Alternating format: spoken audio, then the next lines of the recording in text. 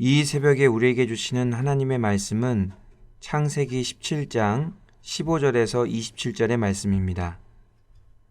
하나님의 말씀을 봉독하겠습니다. 하나님이 또 아브라함에게 이르시되 내 아내 사레는 이름을 사레라 하지 말고 사라라 하라. 내가 그에게 복을 주어 그가 내게 아들을 낳아주게 하며 내가 그에게 복을 주어 그를 여러 민족의 어머니가 되게 하리니 민족의 여러 왕이 그에게서 나리라. 아브라함이 엎드려 웃으며 마음속으로 이르되 100세 된 사람이 어찌 자식을 낳을까? 사라는 90세니 어찌 출산하리요 하고 아브라함이 이에 하나님께 아뢰되 이스마엘이나 하나님 앞에 살기를 원하나이다. 하나님이 이르시되 아니라 내 아내 사라가 내게 아들을 낳으리니 너는 그 이름을 이삭이라 하라. 내가 그와 내 언약을 세우리니 그의 후손에게 영원한 언약이 되리라. 이스마엘에 대하여는 내가 내 말을 들었나니 내가 그에게 복을 주어 그를 매우 크게 생육하고 번성하게 할지라. 그가 12두령을 낳으리니 내가 그를 큰 나라가 되게 하려니와 내 언약은 내가 내년 이 시기에 사라가 내게 낳을 이삭과 세우리라. 하나님이 아브라함과 말씀을 마치시고 그를 떠나 올라가셨더라. 이에 아브라함이 하나님이 자기에게 말씀하신 대로 이날에 그 아들 이스마엘과 집에서 태어난 모든 자와 돈으로 산 모든 자 곧 아브라함의 집사람 중 모든 남자를 데려다가 그 포피를 베었으니 아브라함이 그의 포피를 벤 때는 99세였고 그의 아들 이스마엘이 그의 포피를 벤 때는 13세였더라. 그날에 아브라함과 그 아들 이스마엘이 할례를 받았고 그 집의 모든 남자 곧 집에서 태어난 자와 돈으로 이방 사람에게서 사온 자가 다 그와 함께 할례를 받았더라. 아멘. 오늘은 순종하는 믿음이라는 제목으로 하나님 말씀 전하고자 합니다. 아브라함의 중요한 순간마다 하나님께서 나타나셨습니다. 아브라함이 75세 때 고향과 친척과 아버지의 집을 떠나라고 말씀하셨습니다. 그리고 아브라함이 조카 롯과 헤어질 때와 아브라함이 사로잡힌 롯을 구했을 때 하나님께서 나타나셔서 자손에 대한 언약을 주셨습니다. 그렇게 10년이 흘렀지만 사레가 출산하지 못했습니다. 그래서 아브라함은 여종 하갈과 동침하여서 86세에 이스마엘이라는 아들을 얻습니다. 그로부터 13년 후 99세 때 하나님께서 다시 아브라함에게 나타나셨습니다. 아브라함과 사라에게 새 이름을 주시고 할례 언약을 주셨습니다. 그리고 자손에 대한 구체적인 말씀을 해주셨습니다. 그동안에는 내가 너로 큰 민족을 이루게 하겠다. 내 자손이 땅에 티끌같이 많게 하겠다.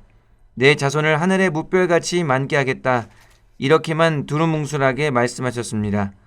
그런데 이제는 정확하게 내년에 내 자손이 태어날 것이라고 분명하게 말씀하셨습니다.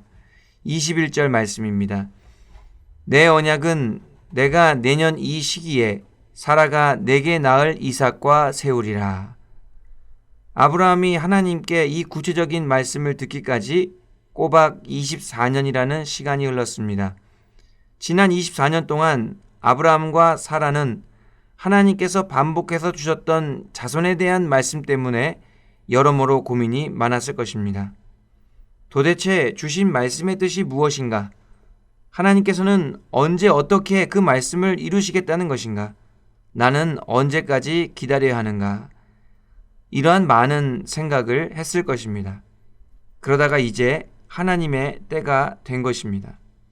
하나님의 시간이 가까워지자 하나님께서 아브라함에게 정신을 바짝 차리라고 말씀하십니다. 그리고 하나님의 계획을 아주 구체적으로 정확하게 말씀해 주십니다. 그러고 보면 항상 하나님의 때가 차야 합니다. 모든 일은 하나님의 시간이 되어야 하고 기도의 분량이 채워져야 합니다. 그래야 하나님께서 역사하십니다. 그래서 성도는 하나님의 때까지 사모하며 기다리는 것이 필요하고 그때까지 말씀과 기도로 준비하는 것이 필요합니다. 그 전까지는 아무리 궁금해하고 답답해해도 하나님께서 말씀을 안 해주십니다. 아무리 보채고 재촉해도 하나님께서 꿈쩍을 안 하신다는 것입니다. 지난 24년이라는 시간 동안 여러 가지 일들이 있었지만 이제 드디어 때가 찼습니다. 하나님께서는 아브라함에게 그동안 아껴두었던 하나님의 본심을 말씀하십니다. 16절 말씀해 보니까 하나님께서 사레에게 복을 주어 그로 아들을 낳게 하시겠다라고 말씀하십니다.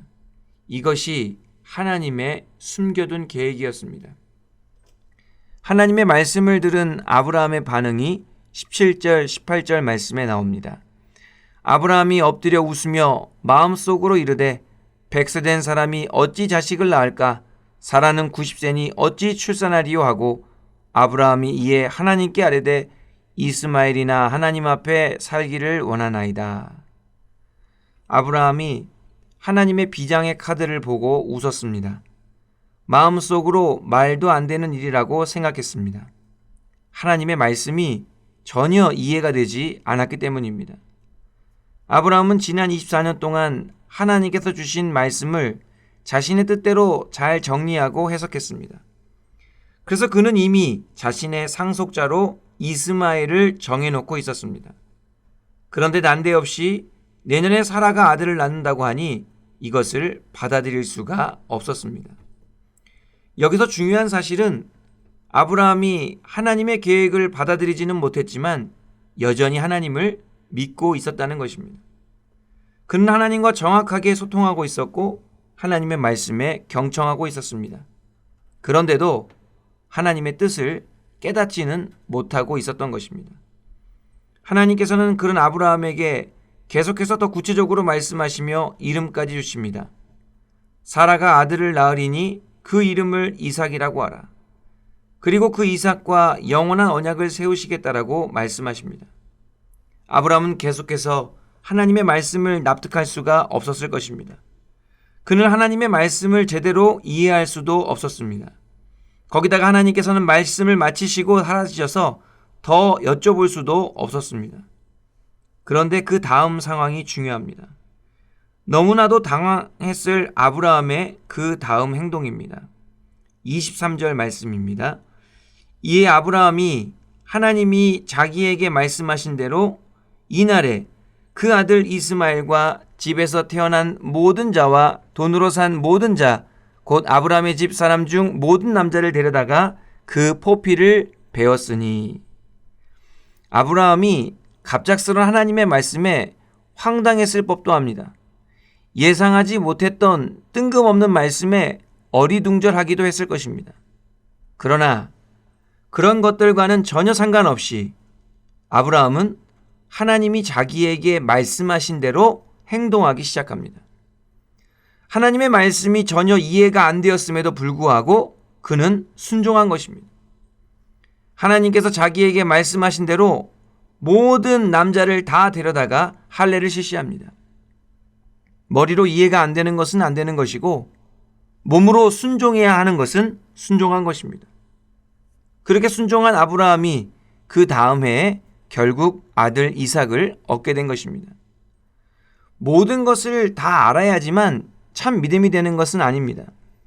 머리로는 깨닫지 못하고 납득하지 못한 믿음도 있습니다.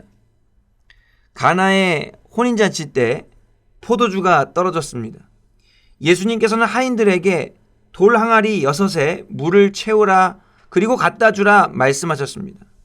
하인들은 예수님의 말씀이 무슨 뜻인지 전혀 알지 못했습니다. 그들은 돌 항아리 안에서 어떤 일이 일어날지 전혀 깨닫지 못했습니다. 그런데도 예수님께서 말씀하신 대로 순종했습니다. 순종하고 보니까 물이 변하여 포도주가 된 기적을 경험하게 된 것입니다. 오병이어 사건도 마찬가지입니다.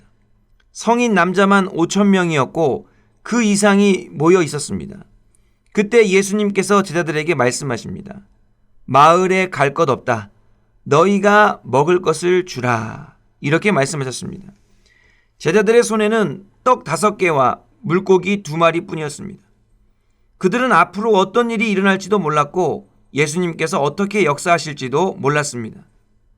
그런데도 그들은 예수님께서 말씀하신 대로 순종했습니다. 열심히 무리에게 나누어 주니 다 배불리 먹고 남은 조각을 12바구니에 차게 거두었습니다. 다 이해하지 못해도 믿음으로 순종하면 하나님의 역사를 보게 될 줄로 믿습니다. 아브라함의 믿음은 바로 그런 믿음이었습니다. 그래서 참 믿음의 증거는 순종입니다.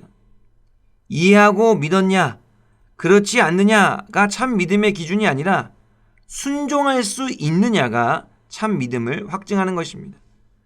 그리고 믿음으로 순종할 때 하나님의 계획하심을 깨닫고 하나님의 역사를 경험하게 됩니다. 오늘 말씀을 통해 우리가 꼭 기억해야 할 중요한 진리가 있습니다. 하나님의 뜻이 이루어지기까지는 반드시 시간이 필요합니다. 그 시간은 짧을 수도 있고 길 수도 있습니다. 중요한 것은 하나님의 때까지 잘 준비하며 기다려야 한다는 것입니다. 비록 하나님의 뜻을 정확하게 알지 못한다 하더라도 얼마든지 기도하며 기다릴 수 있습니다. 그것이 바로 믿음의 순종인 것입니다. 믿음으로 순종할 때 때가 차면 하나님의 뜻은 이루어집니다. 또한 하나님의 뜻을 깨닫지 못해도 하나님의 뜻에 순종할 수 있습니다.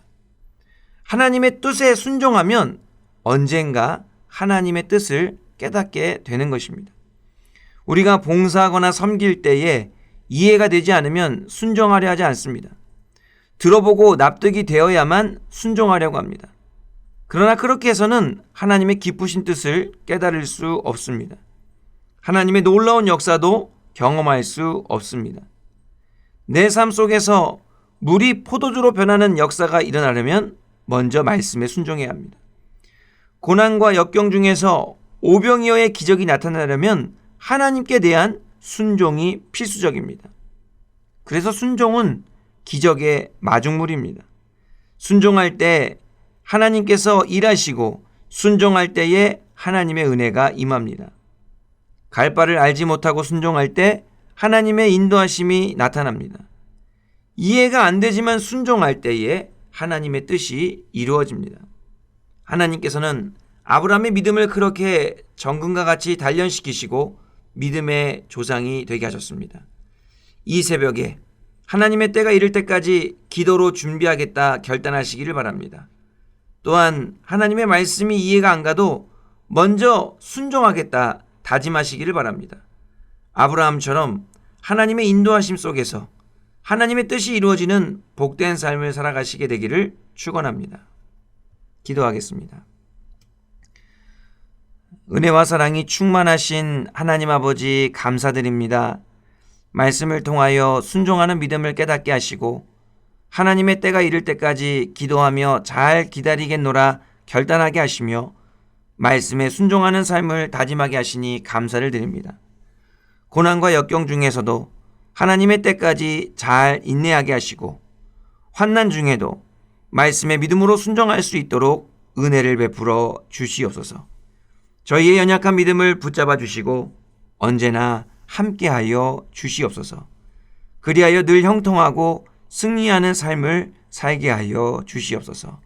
예수님의 이름으로 기도하옵나이다. 아멘.